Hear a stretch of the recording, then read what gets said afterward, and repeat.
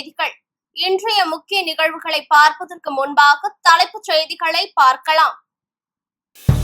திருவள்ளுவர் தினத்தையொட்டி பிரதமர் மோடி மற்றும் அமைச்சர் அமித்ஷா புகழாரம். மரபு நமது மகத்துவத்தை நோக்கிய பயணத்தில் தொடர்ந்து நம்மை வழிநடத்தும் என பதிவு.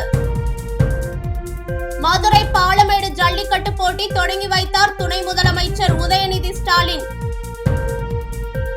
ரசிகர்களுக்கு நடிகர் ரஜினிகாந்த் பொங்கல் வாழ்த்து. 173வது படப்பிடிப்பு ஏப்ரல் மாதம் தொடங்க உள்ளதாக அறிவிப்பு.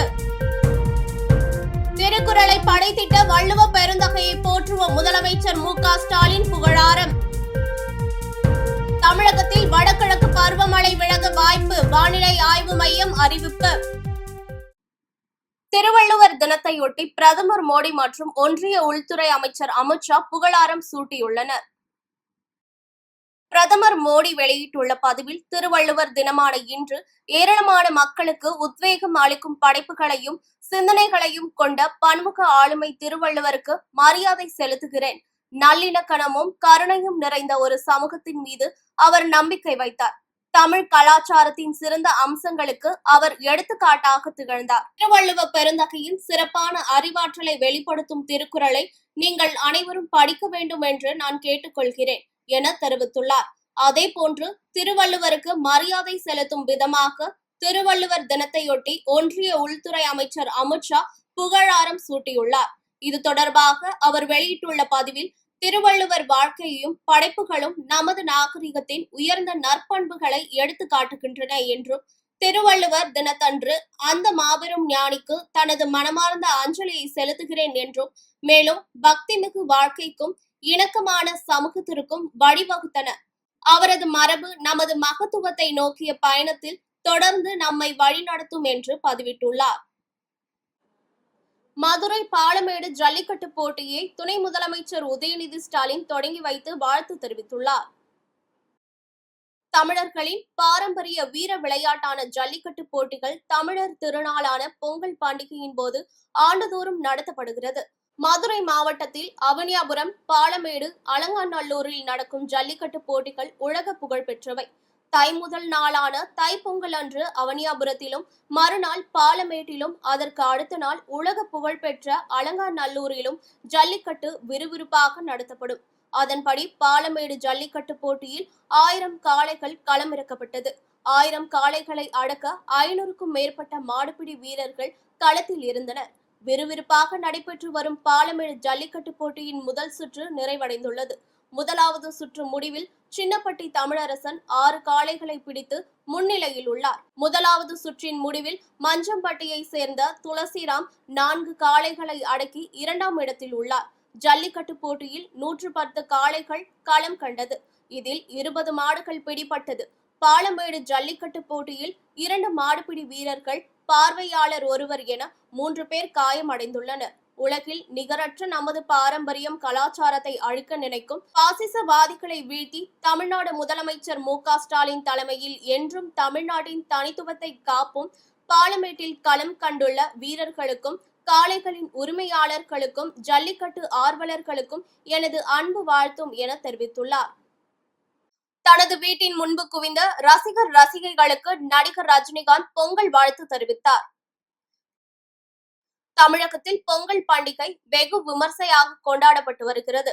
இதையொட்டி போயஸ் கார்டனில் உள்ள தனது வீட்டின் முன்பு குவிந்த ரசிகைகளை நோக்கி ரஜினிகாந்த் கைகளை அசைத்தும் தலைக்கு மேல் கையெடுத்து கும்பிட்டும் பொங்கல் வாழ்த்து தெரிவித்தார். அதைத் தொடர்ந்து நிருபர்கள் கேட்ட கேள்விக்கு பதிலளித்த ரஜினிகாந்த், எல்லோருக்கும் என்னுடைய பொங்கல் நல்வாழ்த்துக்கள். எல்லோரும் நன்றாக இருக்க வேண்டும்.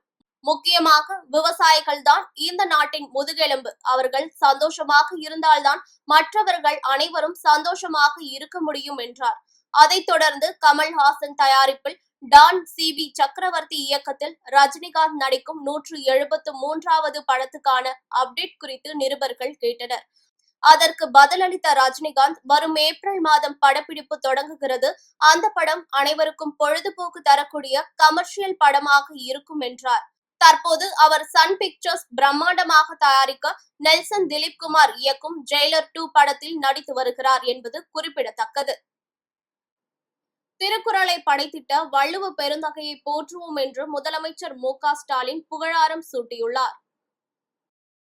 திருவள்ளுவருக்கு மரியாதை செலுத்தும் விதமாக திருவள்ளுவர் தினத்தையொட்டி சென்னை வள்ளுவர் கோட்டத்தில் உள்ள திருவள்ளுவர் சிலைக்கு முதலமைச்சர் மு.க.ஸ்டாலின் மலர் தூவி மரியாதை செலுத்தினார். இலக்கிய மாமணி விருதுகளில் மரபு தமிழ் விருது எழுத்தாளர் ராமலிங்கத்துக்கும், ஆய்வு தமிழ் விருது எழுத்தாளர் மகேந்திரனுக்கும், படிப்பு தமிழ் விருது எழுத்தாளர் நரேந்திரகுமாருக்கும் வழங்கப்பட்டது. விருது தொகையாக ரூபாய் 5 லட்சமும் 1 சவரன் தங்க பதக்கமும் வழங்கப்பட்டது. திருவள்ளுவர் தினத்தில் தமிழ்நாட்டு மக்களுக்கு முதல்வர் மு.க.ஸ்டாலின் 4 வாக்குறுதிகளை அளித்துள்ளார். அவை சமூக நீதி மற்றும் மதவாத சக்திகளுக்கு எதிராக போராடும் துணிச்சல், வறியோர் எளியோர் வாழ்வுயிர மனிதநேய திட்டங்கள், இளைய சமூகத்தின் அறிவாற்றலை வளர்க்கும் முன்னெடுப்புகள், தொழில் வளர்ச்சிக்கும் மகளிர் மேம்பாட்டிற்கும் ஊக்கமளிக்கும் ஆக்கப்பணிகள், இவை 4ம் தமிழ்நாட்டில் தொடரும் என முதலமைச்சர் மு.க.ஸ்டாலின் புகழாரம். அறநெறி வழியில் நம் வாழ்வு அமையட்டும், இவ்வாறு குறிப்பிட்டுள்ளார்.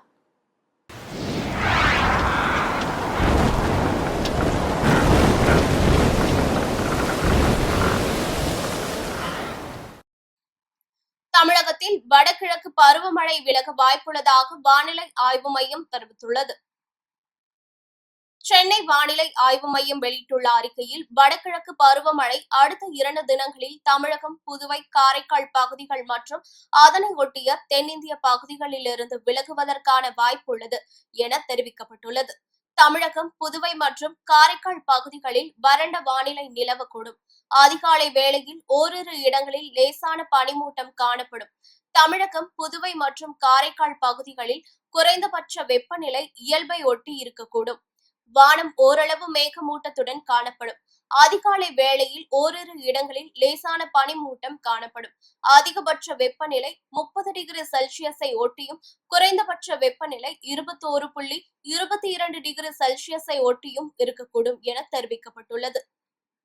எல்லோருக்கும் எல்லாம் கிடைக்க வேண்டும் என்ற வேட்கை கொண்டவர் பிரதமர் மோடி என துணை குடியரசுத் தலைவர் சி.பி. ராதாகிருஷ்ணன் புகழாரம் சூட்டியுள்ளார். கோவை அவிநாசி சாலையில் உள்ள KMCH மருத்துவமனையின் புதிய அதிநவீன நரம்பியல் அறிவியல் மையம் புறநோயாளி பிரிவு துவக்க விழா மற்றும் மருத்துவக் கல்லூரியில் முதுகலை பட்டப்படிப்பு துவக்க விழா மருத்துவமனை வளாகத்தில் நடைபெற்றது.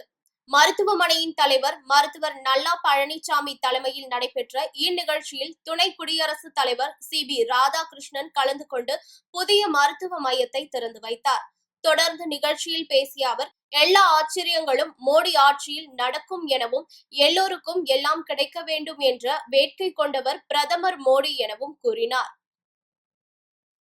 திருப்பூர் மேட்டுப்பாளையம் பகுதியில் மதிமுக சார்பில் 2ஆம் ஆண்டு சமத்துவ பொங்கல் விழா கொண்டாடப்பட்டது. திருப்பூர் மாநகராட்சி 20வது வார்டு மறுமலர்ச்சி திராவிட முன்னேற்ற கழகத்தின் சார்பில் மும்மதத்தையும் சேர்ந்த 200 பெண்கள் கலந்து கொண்ட 2ஆம் ஆண்டு சமத்துவ பொங்கல் விழா நடைபெற்றது. மாநகர் மாவட்ட துணை செயலாளரும் 20வது வார்டு மதிமுக மாமன்ற உறுப்பினருமான குமார் தலைமையில் நடைபெற்ற இந்த சமத்துவ பொங்கல் விழாவை மதிமுக திருப்பூர் மாநகர் மாவட்ட செயலாளர் அரிமா நாகராஜ் பொங்கல் பொருட்களை வழங்கி துவக்கி வைத்தார். தொடர்ந்து பெண்கள் பொங்கல் வைத்து வழிபாடு நடத்தினர். இந்நிகழ்ச்சியில் 43வது வார்டு மாமன்ற உறுப்பினர் சாதாமணி, மாநில நெசவாளர் அணி அமைப்பாளர் திருநாவுக்கரசு, ராசி சித்பர், தலைமை செயற்குழு உறுப்பினர் சக்திவேல் மற்றும் மாநில மாவட்ட பகுதி கழக கிளை கழக நிர்வாகிகள் பலர் கலந்து கொண்டனர். சென்னையில் ஆபரண தங்கம் விலை சவரனுக்கு ரூபாய் 480 குறைந்து ரூபாய் 1,05,840க்கு விற்பனை செய்யப்படுகிறது. நாளுக்கு நாள் உயர்ந்து கொண்டே இருக்கும் தங்கத்தின் விலை மக்கள் மத்தியில் பெரும் அதிர்ச்சியை ஏற்படுத்தியுள்ளது. இந்நிலையில் இன்று சென்னையில் ஆபரண தங்கம் விலை சவரனுக்கு ரூபாய் 480 குறைந்துள்ளது. ஆபரண தங்கம் 1 கிராம் ரூபாய் 13,230க்கும், 1 சவரன் ரூபாய் 1,05,840க்கும் விற்பனையாகிறது. சில்லறை வர்த்தகத்தில் 1 கிராம் வெள்ளி விலை ரூபாய் 4 குறைந்து ரூபாய் 306க்கும், 1 கிலோ வெள்ளியின் விலை 3,06,000 ரூபாய்க்கும் விற்பனை செய்யப்படுகிறது. கிரீன்லாந்தை அமெரிக்காவுக்கு சொந்தமாக்கிக் கொள்ள அதிபர் டிரம்ப் விரும்புவதற்கு டென்மார்க்கும் கிரீன்லாந்து மக்களும் எதிர்ப்பு தெரிவிக்கின்றனர். நேட்டோ அமைப்பில் உள்ள டென்மார்க்கின் ஒரு பகுதியாக தன்னாட்சி பெற்ற பிரதேசமாக உள்ள கிரீன்லாந்தை அமெரிக்காவுக்கு சொந்தமாக்கிக் கொள்ள அதிபர் டிரம்ப் விரும்புகிறார். இந்நிலையில் கிரீன்லாந்து விவகாரம் தொடர்பாக அமெரிக்க துணை அதிபர் ஜே.டி. வான்ஸ் நேற்று வாஷிங்டனில் டென்மார்க்கின் வெளியுறவு அமைச்சர் லார்ஸ் லோகே ராஸ்முசென் மற்றும் கிரீன்லாந்து வெளியுறவு அமைச்சக சகா விவியன் மோட்ஸ்பெல்ட் ஆகியோரை சந்தித்து பேசினார். இந்த சந்திப்புக்கு முன்பாக அதிபர் டிரம்ப் தனது ட்ரூத் சமூக ஊடகத்தில் வெளியிட்ட பதிவில் அமெரிக்காவுக்கு தேசிய பாதுகாப்பு நோக்கங்களுக்காக கிரீன்லாந்து தேவை, அதை நாம் பெறுவதற்கு நேட்டோ அமைப்பு உதவ வேண்டும் என்று குறிப்பிட்டுள்ளார். மீண்டும் தலைப்புச் செய்திகள்.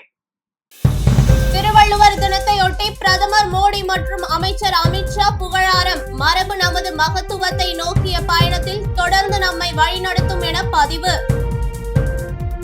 மதுரை பாலமேடு ஜல்லிக்கட்டு போட்டி தொடங்கி வைத்தார் துணை முதலமைச்சர் உதயநிதி ஸ்டாலின். ரசிகர்களுக்கு நடிகர் ரஜினிகாந்த் பொங்கல் வாழ்த்து. 173வது படப்பிடிப்பு ஏப்ரல் மாதம் தொடங்க உள்ளதாக அறிவிப்பு. திருக்குறளை படைத்திட்ட வள்ளுவ பெருந்தகையை போற்றுவோம். முதலமைச்சர் மு.க. ஸ்டாலின் புகழாரம். தமிழகத்தில் வடகிழக்கு பருவமழை விலக வாய்ப்பு. வானிலை ஆய்வு மையம் அறிவிப்பு. இத்துடன் செய்திகள் நிறைவடைந்தன.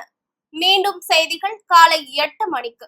மேலும் செய்திகளை தெரிந்து கொள்ள மதிமுகம் பிரைம் யூடியூப் தளத்தில் இணைந்திருங்கள்.